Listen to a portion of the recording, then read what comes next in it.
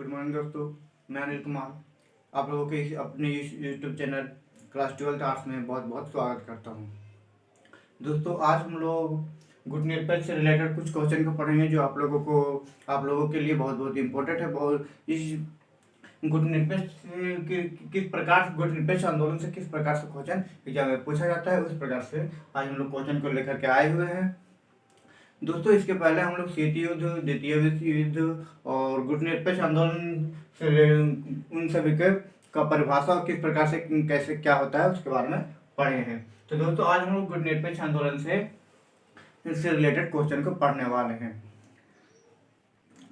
और हाँ दोस्तों, अगर आपको ये वीडियो अच्छी लगेगी तो लाइक शेयर कमेंट करना ना भूलेगा। और साथ में दोस्तों, अगर आप मेरे चैनल पर फर्स्ट बार आए हुए हैं तो चैनल को सब्सक्राइब कर लीजिए ताकि मेरे हर वीडियो को नोटिफिकेशन सबसे पहले आप तक पहुंच जाएगी। तो दोस्तों, अगर आप अच्छी तरह से सुनिश्चित ढंग से पढ़ना चाहते हैं तो इस वीडियो को दोस्तों शुरू से अंत तक जरूर देखिएगा ताकि आपको 12th का फाइनल एग्जाम में किसी भी प्रकार का दिक्कत नहीं होगा।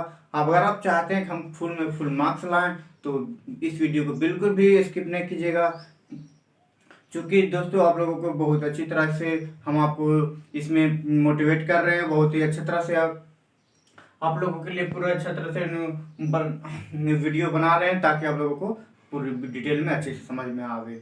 और दोस्तों, अगर आप चाहते हैं बहुत अच्छा तरह से लाना तो बिल्कुल भी ना कीजिएगा, स्किप कीजिएगा और बिल्कुल ध्यान से सुनिएगा दोस्तों। और एक बार नहीं, कम से कम वीडियो को 2 से 3 बार जरूर देखिएगा, तब आप लोगों को दिमाग में अच्छी तरह से बैठ जाएगा।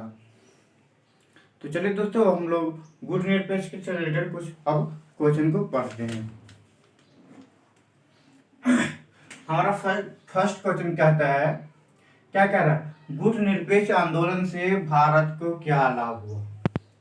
ठीक है, गुट निरपेक्ष आंदोलन से, ठीक है, गुट निरपेक्ष आंदोलन से अर्थात NAM से इसकी स्थापना की गई। तो इसकी स्थापना से भारत को क्या लाभ हुआ। तो इसकी स्थापना से भारत को लाभ यही हुआ जब दो देशों की चुनौती से इसका निर्माण किया गया। तो कौन कौन, पूंजीवादी और साम्यवादी, दो गुटों के चुनौती से हुआ था। तो इन दोनों में इनसे क्या हुआ, जब अपना एक संस्था बना लिए तो ये भारत को यह कहना कभी भी अगर हो गया कि लाभ यही हुआ कि पहला में कि अगर दोनों में से कोई भी देश अगर भारत पर कभी भी अगर आक्रमण कर दे तो किसी भी एक तरफ जाकर शामिल हो सकता था। अगर अभी आपने इस संस्था का निर्माण नहीं कर दे और फिर उन दोनों में से किसी में एक में शामिल हो जाते तो फिर अगर जिसमें शामिल होते वही अगर उस पर दबाव डालता तो दूसरी और जाने में इनको हिचकिचाहट होती है कि किसी भी प्रकार की प्रॉब्लम होती। लेकिन इस अपना संस्था बना लेने से दोस्तों बिल्कुल भी किसी प्रकार की कमी नहीं होगी, बिल्कुल भी किसी प्रकार से भी दिक्कत नहीं होगा। अगर एक आक्रमण कर देता दूसरी तरफ जाकर शामिल हो सकता है। और दूसरा लाभ है दोस्तों कि दोबारा फिर से गुलाम होने से हमारा भारत देश बच गया। दोबारा फिर से हमारा भारत देश गुलाम होने से क्या हो गया, बच गया। तो इस प्रकार से दोस्तों गुट निरपेक्ष आंदोलन से भारत को लाभ हुआ था। और दोस्तों, अगर कहते हैं हम कि गुट निरपेक्ष आंदोलन में सिर्फ कि इतना ही लाभ हुआ था, गुट निरपेक्ष आंदोलन से दोस्तों बहुत ही तरह से हमारे देश को लाभ हुआ था, जिससे हमारा देश विकासशील भी था। हमारा देश विकासशील था, पूर्ण रूप से विकसित नहीं, हमारा देश विकसित नहीं हुआ था।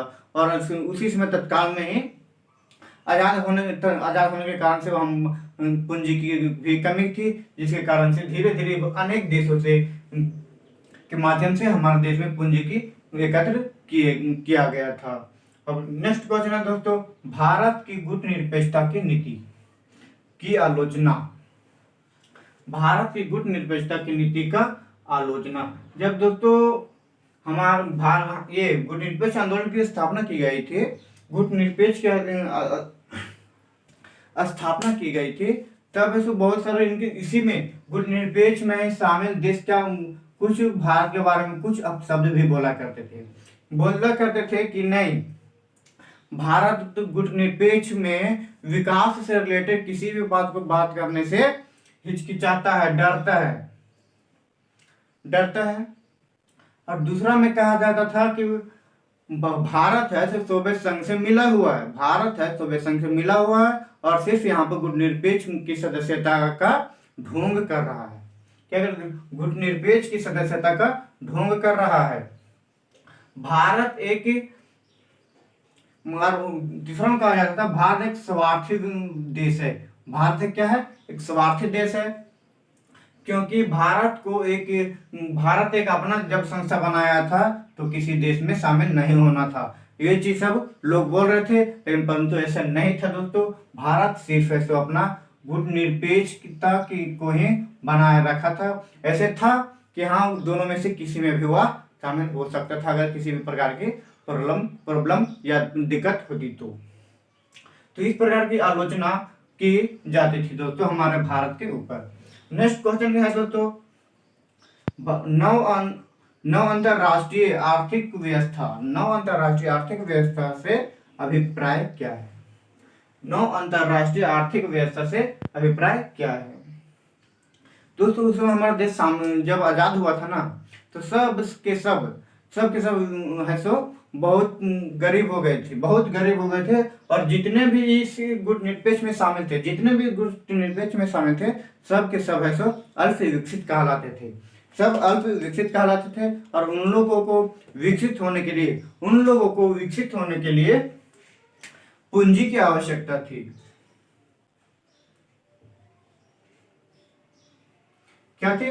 पूंजी की आवश्यकता थी। इसलिए दोस्तों इन लोगों ने पूंजी की आवश्यकता थी, तो इसके माध्यम से दोस्तों एक संयुक्त राष्ट्र संघ इन लोगों की पूंजी पूरा करने के लिए संयुक्त राष्ट्र संघ है सो एक संस्था सम्मेलन के, जिसके माध्यम से इन लोगों को पूंजी प्रदान की गई और धीरे धीरे इन लोगों का विकास का उत्थान शुरू हो गया।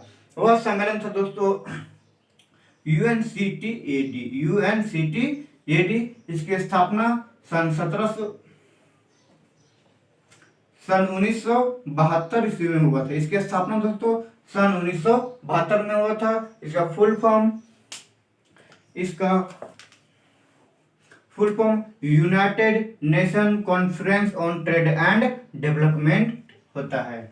United nation conference on trade and development होता है। इसका हिंदी दोस्तों संयुक्त राष्ट्र संघ व्यापार और विकास सम्मेलन होता है। हम लोगों को यही से स्पष्ट हो गया कि इसमें व्यापार सम्मेलन बोल रहा है, संयुक्त राष्ट्र संघ व्यापार और विकास सम्मेलन व्यापार सम्मेलन बोल रहा है। इसमें इसका मतलब यह हुआ कि अगर किसी भी प्रकार का व्यापार करने में इन लोगों को गुटनिरपेक्ष से रिलेटेड जितने भी सदस्य थे उन लोगों को गुटनिरपेक्ष में जितने भी सदस्य थे उन लोगों को अगर व्यापार करने में कहीं भी दिक्कत होता था तो उन लोगों को पूर्ण रूप से स्वतंत्र किया गया था इसी सम्मेलन के माध्यम से कि आप कहीं भी जाकर के व्यापार कर सकते हैं, अपने आर्थिक स्थिति को सुधार सकते हैं। तो इसमें क्या कहा गया था? इसमें कहा गया था दोस्तों कि जितने भी ये गुटनिरपेक्ष में शामिल देश अल्प विकसित हो या विकासशील हो, उन सबको पूंजी की आवश्यकता है। तो उन सबको पूंजी की आवश्यकता के लिए संयुक्त राष्ट्र संघ हमेशा खड़ा रहेगा। दूसरा में कहा गया था कि गुटनिरपेक्ष में शामिल सभी सदस्यों को पश्चिमी तट पूर्व, ये जैसे वर्ल्ड है, इधर यूरोप वाला क्षेत्र था, इधर एशिया वाला क्षेत्र है, इधर अफ्रीका वाला है, इस प्रकार से 7 महादेश हैं। तो इसमें जैसे ये वाला पूर्व भाग का है, ये वाला पश्चिम भाग का है ना, पूर्व भाग का और पश्चिम भाग का। तो बोला था सिर्फ इतना ही में व्यापार नहीं कर सकता, वह हमारा देश अमेरिका जो यूरोप में जो है वह पूरा पश्चिम तक इधर में जितना भी 6 देश था उन सभी तक क्या है तो आकर के व्यापार अपना बाजार को फैला सकता है।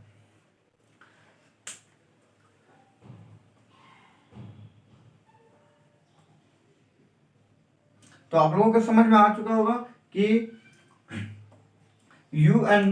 यूएनसीटीएडी में किस प्रकार से ये गुट निरपेक्ष के सदस्यों को लाभ हुआ था।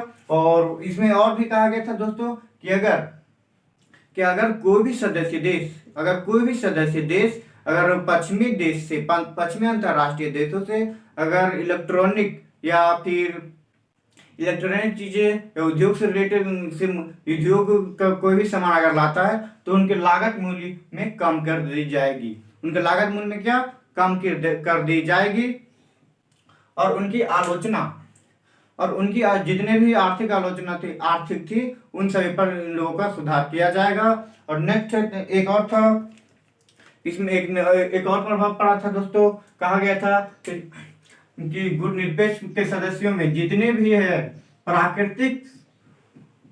प्राकृतिक संपदा है उन सब पर अच्छा तरह से नियंत्रण किया जाएगा, ताकि सभी सदस्यों देश को अपने उनके प्राकृतिक संपदाओं के माध्यम से अच्छी आर्थिक प्राप्त हो सके। तो दोस्तों आप लोगों को समझ में आ गया होगा कि गुट निरपेक्ष आंदोलन से भारत में लाभ किस प्रकार से हुआ था, भारत को लाभ क्या हुआ था, और भारतीय गुट निरपेक्षता की नीति का आलोचना दूसरे देश किस प्रकार से कर रहे थे।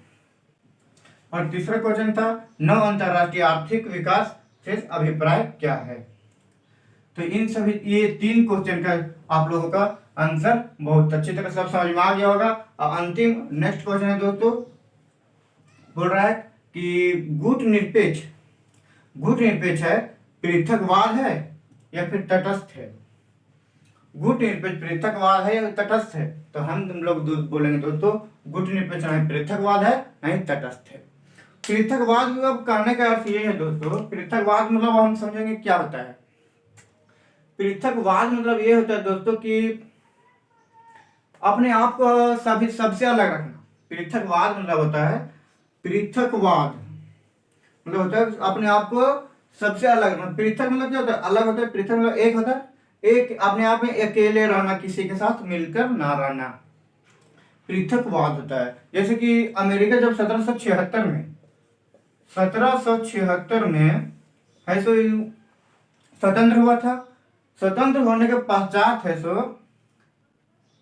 1887 तक अमेरिका पृथकवाद था।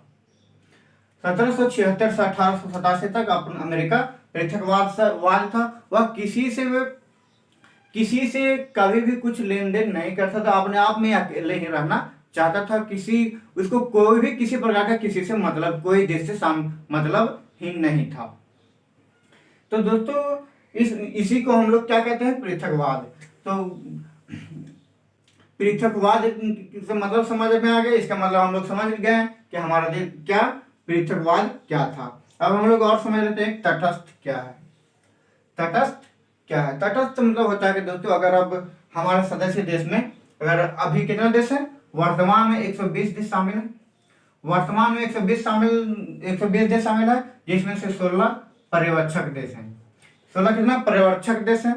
अगर इन सभी 120 देशों में अगर कोई देश एक दूसरे के ऊपर आक्रमण कर दे, या दूसरा देश इन सभी देशों को छोड़कर दूसरा देश अगर इन पर आक्रमण कर दे, तो हमारा गुट निरपेक्ष है सो क्या करता है, बैठा हुआ नहीं रहता है। इनके ऊपर जो भी प्रॉब्लम होती है, अगर युद्ध में शामिल होना, अगर युद्ध में भाग होने की स्थिति रहती है तो भाग होते हैं, और अगर बातों से निपटाना होता है तो बातों से निपटा करके इनमें उन दोनों में समझौता करके युद्ध को समाप्त किया जाता है। तो इसका मतलब यही हुआ कि तटस्थ मतलब अपने आप किसी ऐसा नहीं है कि अगर कोई लड़ रहा है, झगड़ रहा है तो उससे कोई मतलब नहीं होता है। हमारे गुट निरपेक्ष में दोस्तों अगर कोई देश अगर एक दूसरे के बीच में झगड़ रहा है तो उसको समझाया जाता है, उसको सहयोग किया जाता है। इसलिए हम कहेंगे कि हम गुट निरपेक्ष तटस्थ नहीं है, और कहेंगे पृथकवाद भी नहीं है। पृथकवाद नहीं है क्योंकि जब 120 देश शामिल हैं, और 120 देश में अगर किसी को अगर कुछ भी प्रॉब्लम होती है, पूंजी की होती हो या कुछ भी हो, तो उन सभी को हमारा ये गुट निरपेक्ष है सो मदद करती है। ये गुट निरपेक्ष मदद करती है, इसलिए हम गुट निरपेक्ष को ना पृथकवाद कहेंगे नहीं तटस्थ कहेंगे। तो दोस्तों आप लोगों को बहुत अच्छी तरह से समझ में आ गई होगी इन सभी क्वेश्चनों का आंसर। तो और दोस्तों एक बार मैं बोल रहा हूँ इन सब का नोट में, तो इसके सबसे लास्ट टॉपिक लास्ट पार्ट में मैं दे दूंगा, जो पीडीएफ के रूप में रहेगा उसको दोस्तों आप लोग डाउनलोड कर लीजिएगा। और डाउनलोड करने के पश्चात दोस्तों आप लोग इसका नोट भी बना लीजिएगा और हमेशा कभी कभी रिवीजन करते रहिएगा, ताकि आप लोगों को आप लोग कभी भी इन सभी चीज को दिमाग से नहीं निकालिएगा। और दोस्तों अगर आप लोगों को ये वीडियो अच्छी लगी हो तो लाइक शेयर कमेंट करना ना भूलिएगा। और फर्स्ट बार इस चैनल पर आए हुए हैं तो जो इस चैनल को सब्सक्राइब भी कर लीजिए, ताकि मेरी हर वीडियो की नोटिफिकेशन सबसे पहले आप तक पहुंचेगी। तो दोस्तों चलिए अब हम लोग फिर मिलेंगे इसके अगले वीडियो में। तब तक के लिए दोस्तों बाय बाय।